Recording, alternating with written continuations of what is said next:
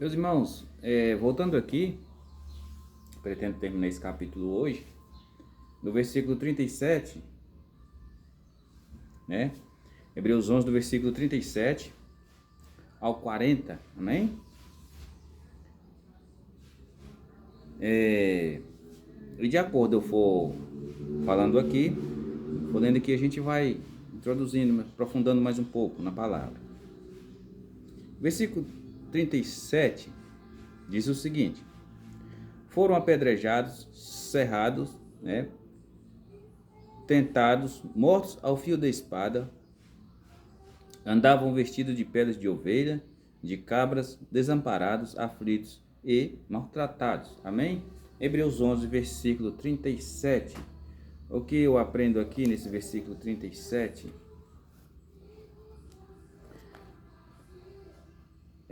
Existe uma história na tradição que Isaías, né? Quando se refere aos cerrados ao meio, que o rei Manassés, quando viu que Isaías tinha se escondido dentro do tronco ali, mandou serrar nesse tronco pela metade, né? O que eu creio que provavelmente aqui seja uma referência a Isaías, amém? Os apedrejamentos, né, os apedrejados, a gente sabe que na história do povo judeu ali sempre houve, né, os apedrejamentos. E também Jesus, quando trouxeram para ele ali, julgaram uma mulher que estava cometendo um ato de adultério, né? Ali também a gente vê a menção do apedrejamento, ok? E também a gente vê também o primeiro mártir, né? Ali no livro de Atos, que foi apedrejado. O apóstolo Paulo também, a gente vê também que ele foi apedrejado, né? E cremos que tantos outros, né? Então, apedrejamento ali, a gente tem uma longa e extensa ficha de apedrejamento, na é verdade, nas escrituras, amém? A gente também pode ver essas referências especificamente ali em 2 Crônicas, né? Narra um pouco sobre isso. 2 Crônicas 24, do versículo 20 ao 22, e Mateus 23 ao 35, né? Aqui, meus irmãos, andavam vestidos de pele de ovelhas, né, de cabras, desamparados, né, maltratados, aflitos. Aqui a gente vê um retrato dos profetas, né? Eu vou citar um deles aqui, que é um dos mais famosos, né, mas um dos que as pessoas mais falam sobre ele, que é o profeta Elias, né? Ali ele morava no deserto ali. João Batista também, né, teve um bom período ali no deserto, uma boa parte da vida dele, né? Elias, João Batista. E a gente vê a discrepância, né, dos profetas daquela época com as pessoas que se dizem profetas de hoje, os nossos profetas atuais, né? Será que eles teriam coragem de passar, não digo nem no deserto, né? No norte de Minas, lá na minha região, né? Será que eles tinham a capacidade de ficar lá pelo menos um ano? Ei, meu Deus, não fica não, viu? Fica não. Tem lugar mais pobre, mais miserável que a minha região ainda, né? Mais seco, mais miserável, que faz o seguinte, porque falta de chuva, né? Falta de condição de trabalho, né? Não estou aqui maldizendo o meu lugar, a minha região, mas é a palavra de Deus quem faz essas afirmações, né? Porque se você ler a Bíblia, você vai entender sobre o que eu estou falando, né? A Bíblia, ela tem um contexto histórico muito grande sobre a questão da idolatria, né? E esses lugares que mais invoca coisa ruim, espíritos maus, mesmo com aparência boa, de religiosidade, né? São os lugares mais sofridos, né? São os lugares mais castigados por Deus. Por quê? Ao invés das pessoas buscar o verdadeiro Deus para adorá-lo em espírito e em verdade, as pessoas ficam buscando em coisas. Então, isso a pessoa invoca sobre ela, sobre a terra dela, a maldição, e a maldição vai. Você entendeu? Porque a falta de conhecimento, talvez seja a falta de conhecimento, não sei, ignorância, né? Porque quando você vai, às vezes, até falar com a pessoa, fala, que as pessoas, às vezes, você pega uma pessoa reclamando e tal, fala, mas isso aqui acontece por causa de consequência disso e disso. Aí você vem na escritura e mostra ela a consequência, o que causou aquilo lá, né? Ela vai brigar com você, como tem brigado, muitos têm brigado comigo por aí. Amém? E fala, não, que a minha religião é a religião que Deus criou, que não sei o que não sei o que Pedro. Rapaz, há uma falta de conhecimento. Parece, né? Me parece bem que é o mesmo espírito do erro, né? Que Deus enviou na época daqueles profetas lá, relatado ali no Antigo Testamento, me falhou a memória aqui agora, né? A mim parece que é um espírito de erro que Deus envia sobre essas pessoas.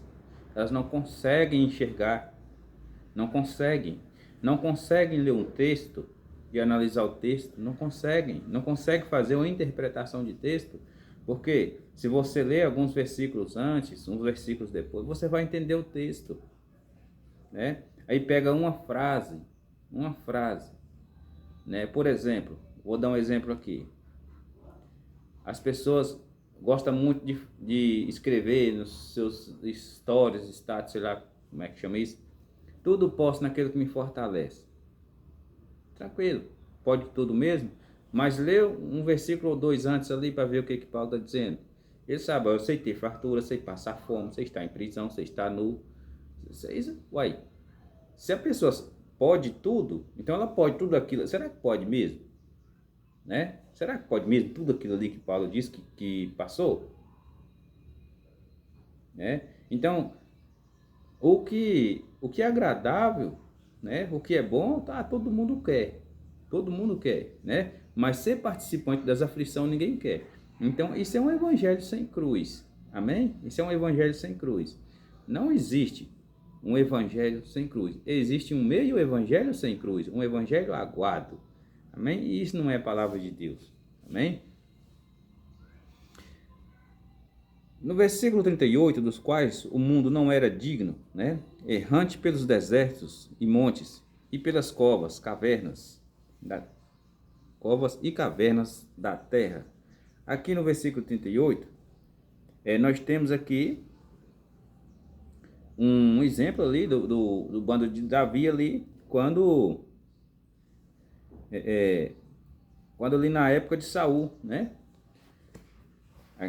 Nós vimos ali que aqueles povos ali, eles fugiram, né? Fugiam para cavernas. E para você ver, o camarada numa situação daquela, aí vem aqui a palavra de Deus e fala das quais, né? Aqui, ó, dos quais o mundo não era dignos. Então, mesmo eles, né, naquele período ali, com aquela falha enorme, a Bíblia fala que o mundo não era digno que eles estivessem aqui ainda. Mesmo assim ele estava fugindo, né? Enquanto os abençoados pelo sistema, os abençoados pelo povo, os bem aclamados, bem vistos pelo povo, estavam em palácio, né? E a palavra de Deus vem nos dizer, e mais uma vez eu digo que a matemática de Deus ela é totalmente oposta à nossa. Ela é totalmente oposta, né? A gente vê grandes líderes se perdendo. O cara crê, fala que crê em Deus, é isso e aquilo. Mas é cada abobrinha que sai da boca dos camaradas. Cada abobrinha. Que tem uns por aí que diz, a Bíblia não é toda a verdade. Bom, ela pode não ser a verdade do dia a dia do camarada, mas para a salvação ela é, né? A única fonte de verdade para a salvação está aqui escrita, né? Outros falam, não, a Bíblia veio depois da igreja. Eu fico observando, você já imaginou o tamanho do universo? Você já parou para imaginar isso? Você já pesquisou? Você já estudou alguma coisa para você ver o tamanho do universo, a complexidade que é isso? Se Deus não tem capacidade de escuta só o que eu vou dizer, isso aqui não é uma blasfêmia, mas se o Deus da Bíblia não tiver capacidade de sustentar isso aqui, se ele não tiver capacidade de deixar isso aqui como fonte de verdade, né? Se ele não tiver capacidade como eu vou te explicar isso aqui? De sustentar a própria palavra dele como verdade, né? Ou num livro, como é que ele vai ter capacidade de sustentar o universo pela palavra, como nós estudamos aqui no início de Hebreus? Você consegue me explicar isso? Quando uma pessoa me questiona sobre o período que o romanismo ali dominava sobre as escrituras, eu falo o que Jesus falou, e as portas do inferno não prevaleceriam contra a palavra de Deus, não prevalece mesmo não, né? Roma tentou calar isso aqui, mas não conseguiu. Foi o império, gente, foi o império que tentou calar isso, tentou esconder isso aqui do povo, tentou esconder isso aqui de nós, né? Hoje eles negam, estudam várias filosofias, então, de todo jeito que você for conversar com eles, é claro que o cara vai vir com a filosofia, amém? E ele vai tirar todo o crédito da escritura, somente as partes que interessam a eles. A outra fala, não, isso aqui o magistério não concorda, isso aqui não é verdade, né? Então, é um Deus de meia verdade, amém? Então, ele também não tem capacidade de segurar o universo, ele não tem. Ele não tem capacidade de segurar a terra, ele não tem. Você entendeu? Ou Deus é tudo, ou ele não é nada. Agora, se ele não for nada, né? É como um pensador disse, né? O nada é aquilo sobre o que as pedras sonham, né? Então, voltemos ao nada, não é verdade? Traçamos nossa rota, né?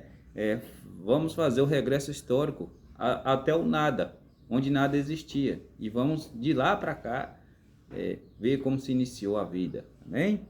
Desde o nada, amém? O verso 39. E todos estes, tendo tido testemunho pela fé, não alcançaram a promessa. Este versículo aqui, meus irmãos, ele é um resumo, né, um resumo final do versículo 3 até o versículo 38 desse mesmo capítulo. Amém?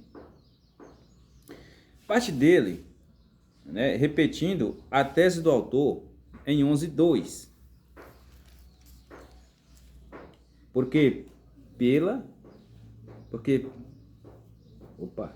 Só um minuto. Porque por ela os antigos alcançaram testemunho da fé. Amém? Mas aqui, e todos estes, tendo tido testemunho, né, pela fé, não alcançaram a promessa. Amém? Aí você pode pensar, tá se contradizendo? Não tá. Vou ler de novo. Eles alcançaram testemunho pela fé. No verso 2. No verso 39, não alcançaram a promessa. Amém? Então, esse aqui é um resumo final, até no versículo, do versículo 3 ao 38. Amém? E o que isso quer dizer? Nós sabemos que Moisés, ali depois de liderar o povo, ele não entrou na terra prometida, né? Que era a terra física, a qual ele estava conduzindo aquele pessoal ali. Nós sabemos disso, né? Abraão, por exemplo, Deus falou para ele que a descendência dele ia ser como as estrelas do céu. Abraão não alcançou isso. A promessa de Abraão, ela ecoa até hoje. Até hoje. O crente hoje que é salvo em Jesus Cristo, ele é salvo mediante a justiça. Aquela justiça que Abraão conquistou. Entende? Que foi pela fé. Se você ler ali o início da carta aos Romanos, Romanos 2, de Romanos 1 até os 5 ali, você vai entender o que eu estou te dizendo.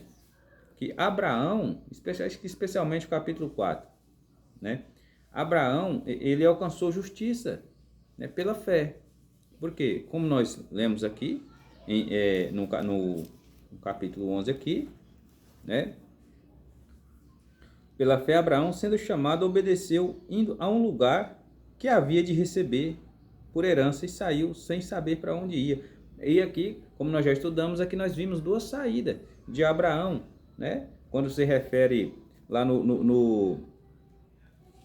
lá no passado, quando Deus mandou ele sair, né? Ordenou que ele saísse ali.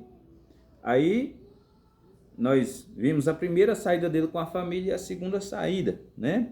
Que ele saiu do meio da parentela. Amém? Nós já tratamos desse assunto aqui. Pela fé habitou na terra da promessa, né? Como em terra alheia. Aí aqui nós vemos Abraão habitando na terra prometida.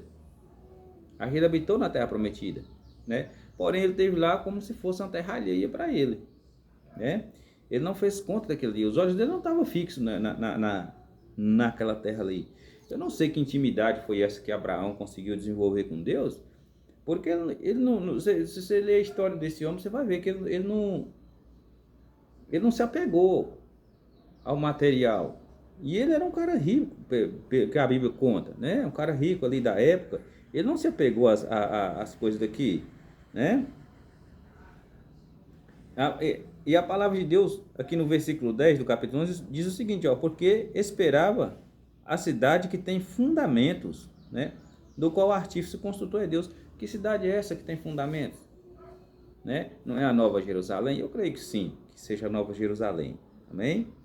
E eu creio que, de algum modo, aqui eu pensando, eu acredito seriamente que Abraão viu essa cidade permanente, né? Deus permitiu que ele visse essa cidade permanente, senão ele não teria outro sentido.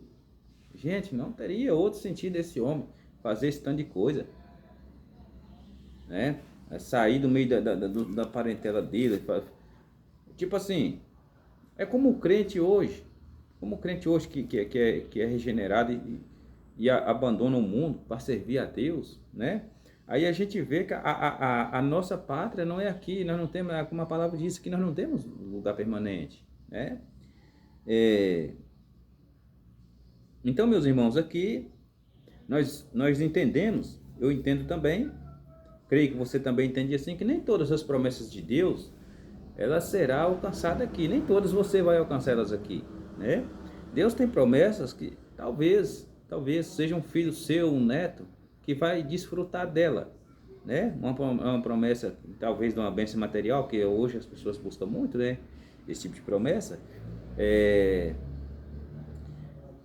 Mas digo o seguinte, que vai ter coisas que você vai morrer sem alcançar aqui, né? Como essas pessoas aqui morreram, né? Elas não alcançaram todas as promessas delas aqui, né?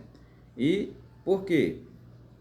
Porque no versículo 40, a palavra de Deus nos ensina o seguinte: provendo Deus alguma coisa melhor a nosso respeito, para que eles, sem nós, não fossem aperfeiçoados. Amém? Então, se você não precisa desesperar não. Se você não alcançar aqui suas promessas aqui, você vai, com certeza, você vai alcançar ela na vida eterna, né? A gente sabe que existe o galardão. O aperfeiçoados aqui, meus irmãos, é uma referência à consumação da salvação. Amém? Vamos ver aqui. Hebreus 1,14. Onde eu peguei a referência aqui. É a perfeição da salvação. Como eu já tratei desse assunto também, a salvação ela tem 3 aspectos, né? Hebreus 1,14. Não são, porventura, todos eles espíritos ministradores, aqui fala dos anjos, né? Espíritos ministradores, enviados para servir a favor daqueles que hão de herdar a salvação, né? Que hão de herdar o reino do céu, né? A ressurreição dos mortos, né? 11:35. Hebreus 11:35, né? As mulheres receberam, né? Pela ressurreição seus mortos. Amém?